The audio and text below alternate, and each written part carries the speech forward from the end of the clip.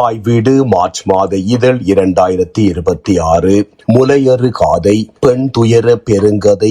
எழுத்துருவாக்கம் மாசித்தி விநாயகம். குரல் வடிவம் கு. பிரபு. நிலவொளி சிந்தும் கப்பலின் மேல் தட்டிலே அமர்ந்திருந்த செண்பகத்தின் கண்கள் கலங்கியிருந்தன. மனதினுள் பெரும் பாரம். கணேசனை கூர்ந்து நோக்கியவளின் கண்ணுள் கடலின் எல்லையற்ற ஆழம் போல பெரும் சோகம் திரையிட்டது. கணேசா, இந்த கப்பலில் ஏறியிருப்பது வெறும் மனிதர்கள் அல்ல. தங்களின் மொழியை, உறவுகளை, மண்ணை, கலாச்சார விழுமியங்களை தொலைத்துவிட்டு கண்ணீரை மட்டுமே துணையாக கொண்டு புலம்பெயரும் பாவப்பட்ட ஆன்மாக்கள்.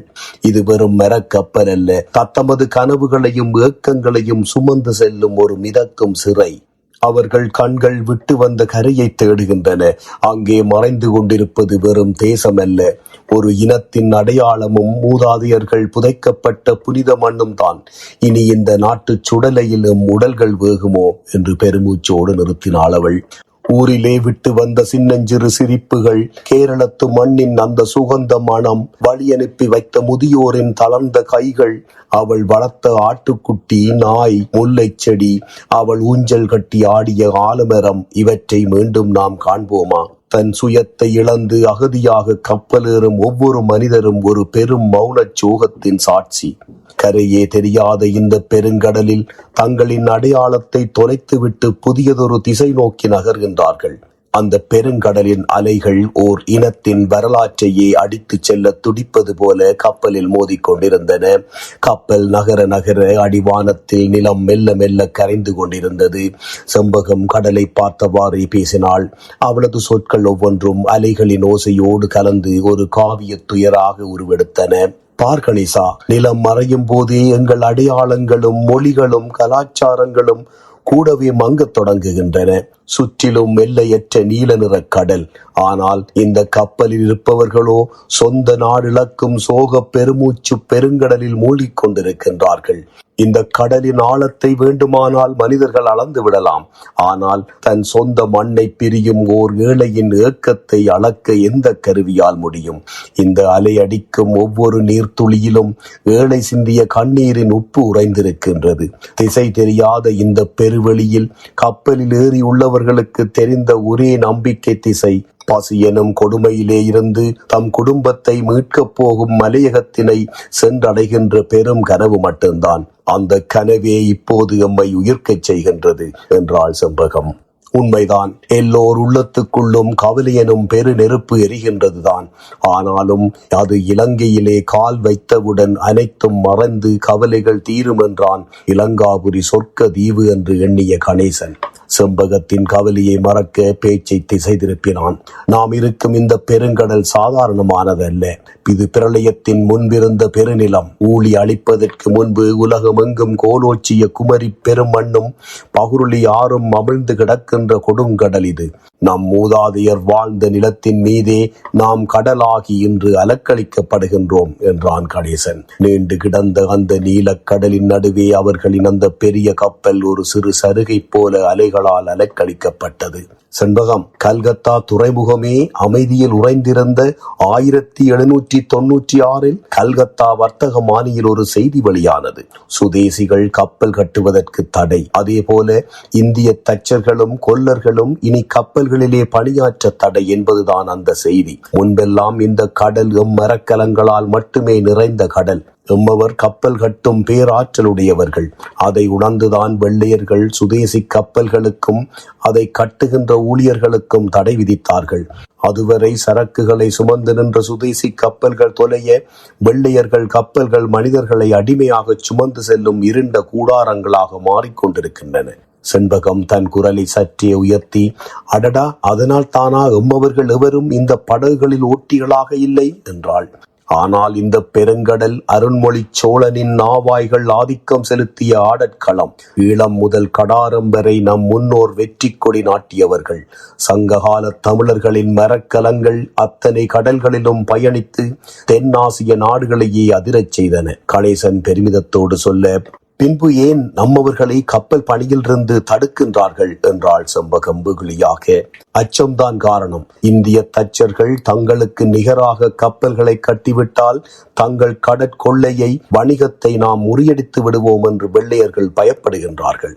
கடலாண்ட பரம்பரை இன்று அடிமைகளாக மாற்றப்பட்டிருக்கின்றது.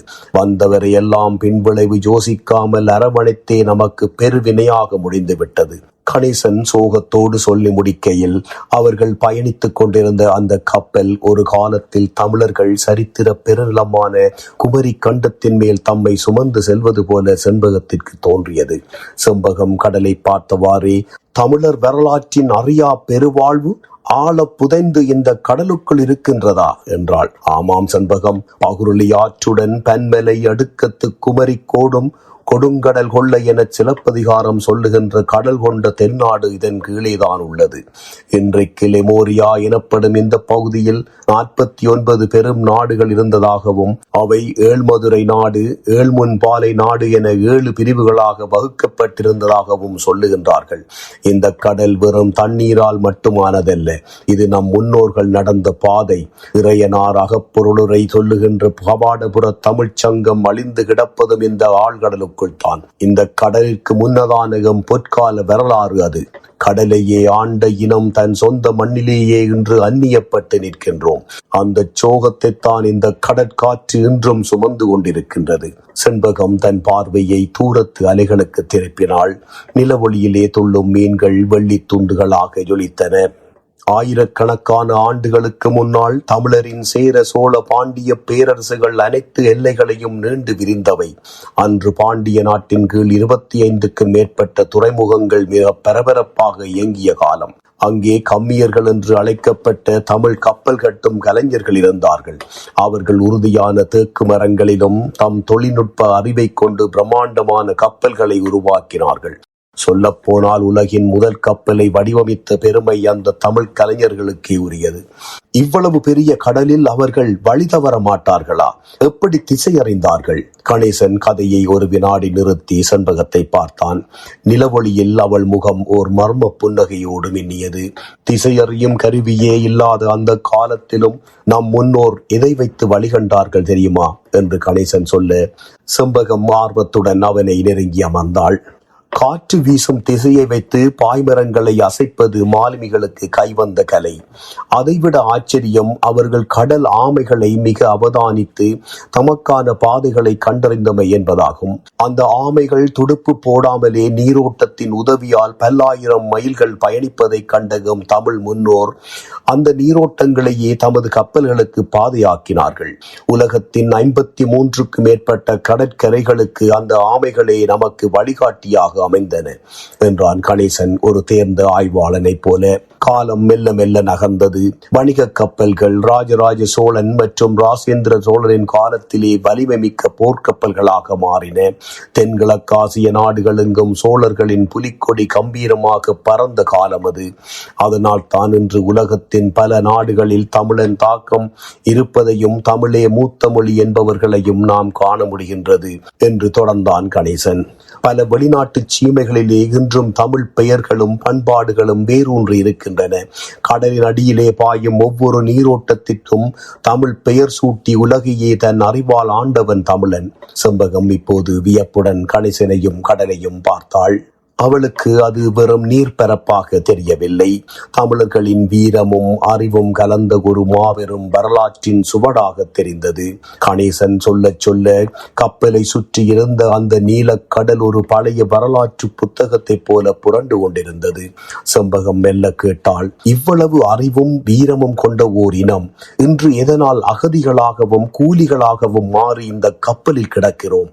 அவளது கேள்விக்கு எந்த விடையை கணேசனால் சொல்ல முடியும்? கணேசா, உற்றார் உறவுகளை எல்லாம் இழந்துவிட்டு நாம் எங்கு போகின்றோம் என்று கூட தெரியாத ஒரு பால் உலகத்திற்கல்லவா போய்கொண்டிருக்கின்றோம் என்று செண்பகம் விம்மினாள்.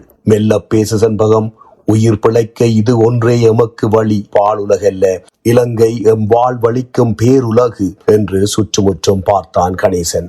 கேரளாவில் பெண்களுக்கு நடந்த கொடூரம் எல்லாம் கண்டு வந்தவள் செண்பகம். அதைவிடவும் ஈனமான கொடூரம் அவர்கள் கப்பல் ஏறுவதற்காக நடந்து வந்து கொண்டிருந்த போது பூதப்பாண்டியிலே நடந்தது. ஒரு காலத்தில் பூதப்பாண்டியும் அழகிய பாண்டியபுரம் பாண்டியர்களின் வீரம் செறிந்த மண் இன்று அடிமைத்தனத்தின் ரணங்களோடு ஆக்கினைப்பட்ட பூமியாக கிடக்கின்றது. நள்ளிரவின் நிசப்தத்தில் காடுகளினூடாக கணேசனும் செண்பகமும் தங்களின் அடிமை வாழ்வை அறுத்து நம்பூதிரிகளுக்கும் உள்ளூர் நாட்டாண்மைகளுக்கும் பயந்து இலங்கை கப்பலுக்கு ஓடிக்கொண்டிருந்த வேளை அது. கால்களிலே தைக்கும் முட்களை விடவும் தப்பித்து விடுதலையை நோக்கி ஓடும் வேகம் அவர்களை முன்னோக்கி தள்ளி ஓட வைத்தது.